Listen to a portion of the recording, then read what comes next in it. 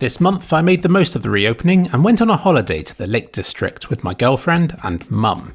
And it was nice. Remember, so far this year I've been hiding inside, cutting off contact with friends and family, and I've sacrificed a lot of my freedom to do my bit. With the rules easing, we were finally permitted to do a holiday like this, and we ensured that it wasn't diluted down by socially distancing from each other or refusing food offered to us by another one from the group, or anything like that. It felt strange to be around my mum without a mask on, or to be able to share a flask of coffee with her, or to handle her bag or camera without immediately washing my hands afterwards. It felt strange to hug my mum. When was the last time in this country that we had to forego things like this? All I can say is that it felt strange to be able to do them again. But by the end of the holiday, it felt as though part of my life had returned to normal again. And it's thanks to this holiday that this episode will have so much nice footage. England, after being locked up since the beginning of the year, has seen plummeting cases, and the country has started opening things up again via a 4-stage programme. On May the 17th, it reached the third of these 4 steps, with numerous indoor activities opening up again, but still with limitations on the group sizes, the masks worn indoors, and so on. The 4th and final stage of this reopening is set to occur on the 21st of June, which is when the lockdown finally ends for good, with everything being able to return to how it was before. No half measures. Even when everything reopens, I think I'll still be cautious for a while. Just because we can, it doesn't mean that we have to throw away our masks and to start licking doorknobs again, does it?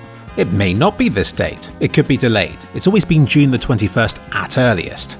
But all previous dates of reopening have been achieved so far, so I'm cautiously optimistic. The important thing about it though is that we have a date that we can look forward to. It's symbolic, and is something you can hold on to when it otherwise feels like this pandemic will last forever. Variants. It's always about the variants. Newspapers love these. Whenever there's an outbreak in a country, they love to hype up how terrible the strain is there, stirring up new worries that the vaccines may not be effective against it. So far, however, they have been.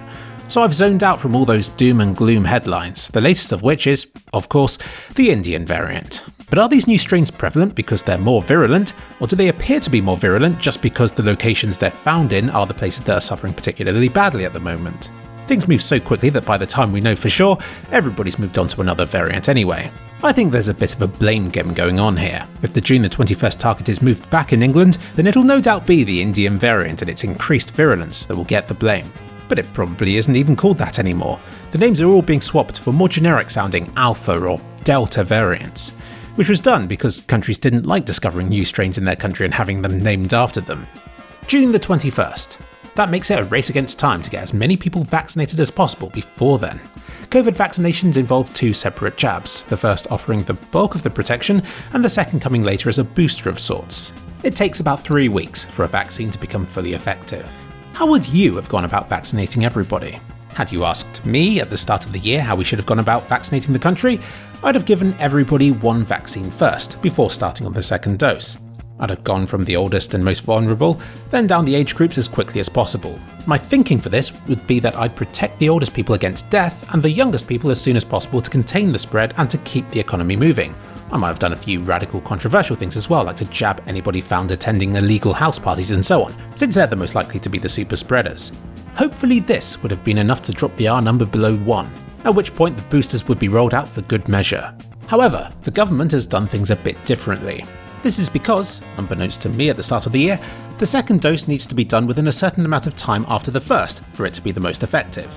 And let's face it, England went against conventional wisdom in this area as well by delaying the 2nd dose to being 12 weeks after the 1st, instead of about 4 weeks like the rest of the world planned to do.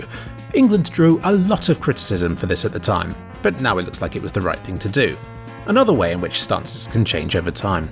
And we have all had a front row seat to observe how the experts think it should be done. Firstly, they gave elderly people their first vaccinations, during which time it dropped down the age groups rapidly. Then this slowed down as the elderly all started getting their 2nd jabs. And now that's all done, it's rapidly dropping down through the age groups again. As of the end of May 2021, most people in England aged 60 and over have had both vaccinations, and most between the ages of 30 and 60 have had 1. In short, we in England have prioritised giving older people 2 vaccines, and as a result, younger people are yet to have their first. We have chosen to use vaccines to absolutely minimise deaths, but at the expense of younger generations who will be stuck on the front line without protection of any sort for a bit longer. In an ideal world, we would have all had our 2nd jabs before lockdown is ended, and then maybe a few more weeks just to maximise protection. But if I was to suggest this 6-month lockdown should have gone on for any longer, I'd be crucified. We all just want things to go back to normal, and this third lockdown has really been seen as the last one that we'll tolerate. I think rolling down the age groups has been a great way to incentivize people to get vaccinated. I can't say injections normally get me that excited, but seeing it dropping down towards my age group has been encouraging. It feels like progress, and at this point I can't wait to finally set off down the same path towards immunity that my parents started on months ago. I'm getting jealous of older people, who are obviously starting to feel invincible from the way they try to get as close to me as possible. In England, come June the 21st when everything is due to reopen, most people under 30 won't have much of a resistance. Looking at the way things are going, it is almost like it's expected that cases will rise among younger people, with the hope that their symptoms will be mild and that they won't pass it on to anybody old or vulnerable. Because let's face it, the government's strategy has never been to eradicate cases, but merely to prevent hospitals from being overwhelmed. Cases in England are starting to creep up again. More than expected? Less than expected? I don't know. It still seems to be localised in a few areas, but with a busy half-term and people going on holiday everywhere, if it's going to spread, now's when it will happen. What we've got to keep an eye on this time is the death rates. These always lag behind case numbers by a few weeks, so now begins a painful wait as we see if it follows the same trajectory as before, or if vaccines will see that the death rate remains far lower than before. I am 31 and got my text notifying me of my vaccine late in May. I went on the NHS website, entered my details and booked my 2 vaccines. The first taking place on June the 6th and the second in August sometime. This all means that, come June the 21st, I will have some resistance to the disease. But I can't help but think my strategy of giving everybody 1 vaccine as quickly as possible would have made me more comfortable once everything had reopened, knowing that I'm less likely to come into contact with somebody with it in the first place. But something I've learned from this pandemic, in part thanks to all of the anti-vax and COVID deniers, is that you've got to trust the experts. You have to, else you risk wandering off down a dangerous path of believing that you're an expert from what you've read on social media. The way I see it, I can look at the situation and say what I would do. I would have locked things down sooner every time, prevented the rates from getting as high as they have done, and so on. But while that's what I would have done, I acknowledge that the government balances many different factors and gets its advice from many experts in the field. My opinion on the matter is not equal to theirs, and I know this. Plus, the decisions made might not be about what's best for me. It might be better for someone else, or the economy, or for the way that vaccines are distributed or stored or so on. I can't claim to know enough about this to know better than the experts do, and it's why I'm so very wary of people who think they do. Making this series has forced me to think carefully about my opinions on this matter, and what I choose to say in these videos. What I say will be judged with hindsight by future viewers, so while I try to document current events, I also try to include my thoughts on the matter from before the pandemic, as it's those that will prove to be the hardest to find once all this is over.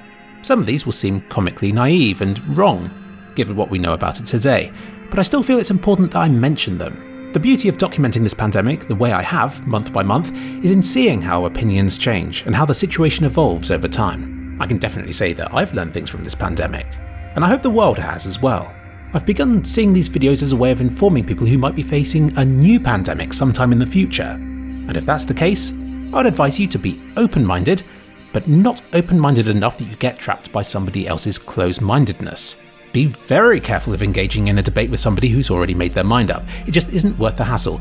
And, if ever in doubt, I suggest you listen to experts. And in situations like this pandemic, where the overwhelming majority are in agreement, listen to them and not the odd few who are contrary about everything for some reason. This vaccination rollout has shown me just how many people there are in this country. We've been doing hundreds of thousands of vaccinations a day, and it's now only just reached my age group. That's an awful lot of people who have been immunised, and an awful lot who are still waiting. I feel my age group is the interesting one. We're the ones cutting it fine with immunity. Come June the 21st, anybody who's had 2 jabs will be relatively safe. A lot of people who have had 1 are going to have some degree of resistance, and people such as myself who have been vaccinated less than 3 weeks before the lockdown lifts are still going to want to be cautious for a while, until we do at least have some sort of resistance against the disease. And my thoughts and prayers go out to anybody younger than me who will be plunged into full-blown society without protection of any sort. RIP. I guess one of the things I've learned from this pandemic is how reliant you are on other people for a vaccine to be successful.